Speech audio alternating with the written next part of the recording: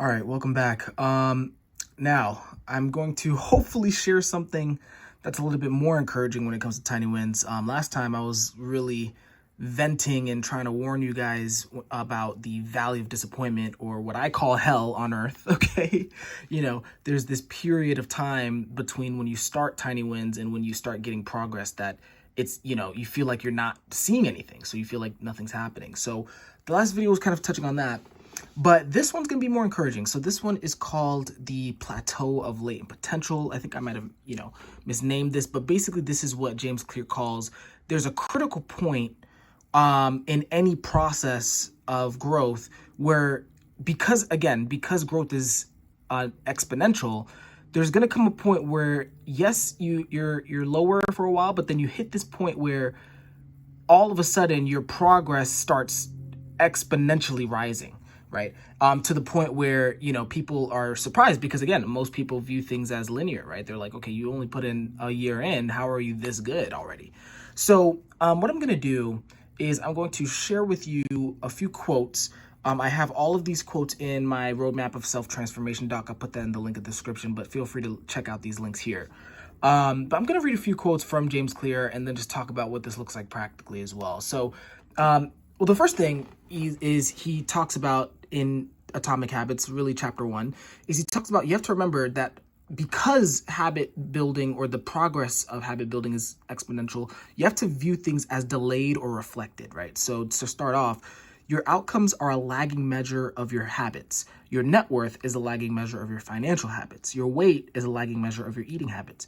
Your knowledge is a lagging measure of your learning habits, and your clutter is a lagging measure of your cleaning habits. You get what you repeat, right? So that's kind of the first mindset that he encourages. But getting more so into the plateau of latent potential, this is, he uses several examples from nature, but there are also just areas in life where, you know how people talk about overnight success, right? Where all of a sudden this, whether it's a person or a song or something like that, all of a sudden hits the top of the charts and you're like, where did this person come from?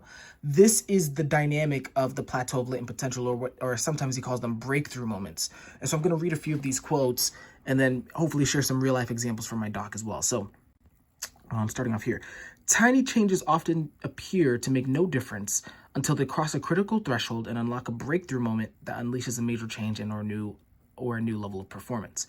So, for example, in nature, bamboo can barely be seen for the first 5 years as it builds extensive root systems underground, but then explodes 90 feet into the air within 6 weeks. An ice cube will melt when you heat it from 25 to 31 degrees, but then it will melt completely beginning at 32 degrees. And finally, a stone cutter hammering away at a rock, perhaps at 100 times, without so much as a crack showing in it, splits completely in two at the 101st blow. So, and actually going back to the ice cube example, I forgot to, I need to mention the quote that he has before, but in the book, he talks about how when people start complaining about not seeing progress, he uses the analogy of that's the same thing as complaining about, your ice cube not melting, even though you've heated the room from 25 to 31 degrees. And he talks about how the progress isn't lost. It's not like there's not like it's no progress. It's just being stored in this latent potential that will then break through at whatever that critical threshold is, right? So in the same way, if you're complaining because you've been improving, let's say, the heat of the room by 1% or 1 degree every day, and you stop at 31, you stopped right before the great things were about to happen. So that's kind of something where I find this very encouraging. Let me see if I can find a few examples. Well, first and foremost, just kind of thinking about the notion of exponential growth itself. This is one of the first practical examples, because you have to remember, with exponential growth, things happen kind of almost all at once. So if you were to make 1% improvements every day for 1 month, and assuming that compounds every day, you're barely even changed, right? If you do 1 month of progress, you're still basically the same person. Yes, you made a 0.35 improvement, but that's nothing.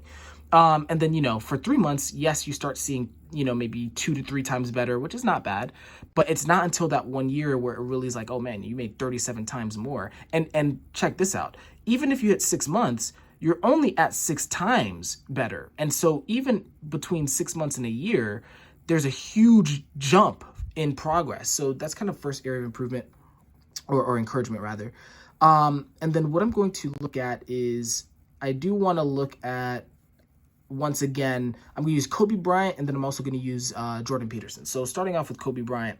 So this is an example that I used in the last conversation, but I do want to kind of read this out to you, right? So Kobe Bryant, there's the example in childhood, right, where he was 10 and 11 years old. He didn't score a single point during the summer. And then on top of that, like, he never really had a really big athletic build. So throughout the course of his career, he was extremely disappointed at that, even though at this time, yes, he's 10 and 11, but he's been playing basketball for, I think, 4 to 5 years at this point, right? So for him to lose that rapidly was very discouraging, and it was that valley of disappointment once again. But then what he ended up doing was he fell in love with the process of improving at tiny percent over the course of years, right? 2 year, 3 year, 4 year, 5 years. He was no longer worried about where he's going to be in a year. He was worried about, okay, if in 5 years I keep this progress, I'm going to beat you, right? The second example is a little bit more of a famous one. I don't know if I've shared this one with you. I don't think I have. But there was a situation, I think it was his first year in the NBA. So Kobe Bryant, I think it was at 18 years old, he basically went to the NBA straight from high school, right? He didn't go to college. And he got drafted. I think he got drafted onto, the Utah Jazz, but then got transferred to the Lakers, where he stayed for the duration of his career. But for his first season, he was on the bench, and then once he was off the bench, he basically blew, I think it was a playoff game, if I'm not mistaken. Yes, so let me read this example to you. So with the Lakers season in the balance, an 18-year-old Kobe Bryant took 4 shots that did not come close to going into the basket. They all airballed. The Lakers lost in 5 games to the Utah Jazz in the 1997 Western Conference semifinals, leaving Bryant with a humbling rookie moment that affected the rest of his 20-year career. And so, I mean, think about it this way. So, again, he was already playing basketball for 5 to 6 years up until this basketball game where he didn't score a point. But, fast forward 8 years later, right? Now he's in the NBA. He's playing his dream. He's living his dream. But then that's like a huge valley of disappointment, right? Think about working nonstop for 8 to 10 years and you're still kind of trash, right? You blow the game of your life, right? When you were supposed to prove how good you were, and you airballed 4 times, that would be a very discouraging thing. And for a lot of people, they would quit right there. They'd be like, man, this isn't for me. Or they wouldn't maybe aim to be the best anymore, right? That would be a scarring effect. But look at how Kobe approaches it, right? So to go back to the quote, it was a turning point for me in being able to deal with adversity, deal with public scrutiny and self-doubt. At 18 years old, it was gut check time. And so Bryant responded to that gut check time by going to Palisades High School shortly after the Lakers landed in Los Angeles that night. Then Bryant worked on his shot until the sun came up. He spent the rest of his offseason repeating that routine every day, right? And so there's this notion, and matter of fact, it's even in the quote below, he talks about if you're obsessively training 2 to 3 hours a day over the course of years, you make quantum leaps, right? So as long as you're that patient, you will then become, like, I think it was, it was from this point where Kobe, he failed, but then I think it was because of his work ethic that the very next year he won the championship. And then I think he won 3 championships in a row with Shaquille O'Neal, as his partner. So that was kind of that breakthrough overnight success moment, but it was through 10 years, 12 years, 18 years, maybe even, of just pure work ethic, right? And then finally, let me go to Jordan Peterson, and then I'll get out of here. But Jordan Peterson talks about, his approach of growth, or his approach of improving people's lives, is he talks about, you have to clean your room, right? That's kind of what he's known for. But more specifically, you have to really start very humble and make tiny improvements where your body or your will is willing to change, right? Like, he's like, hey, find things around you that bug you, find things in your life that bug you, and only improve in tiny ways the areas of life that bug you that you're actually willing to solve in that moment, right?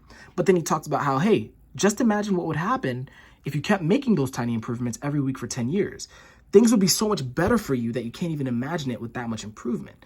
And then on top of that, he gives an encouragement of keep practicing the process of fixing what bugs you for 15 years, and then you'll be able to address some of the larger problems and even understand what the larger problems are. Because, most people think they know what's going on, but, because they don't have the experience in the practice of solving problems, one, they might not even know what the larger problem is. And then 2, there's not a guarantee that they will make that situation better or worse, right? If they don't have the practice.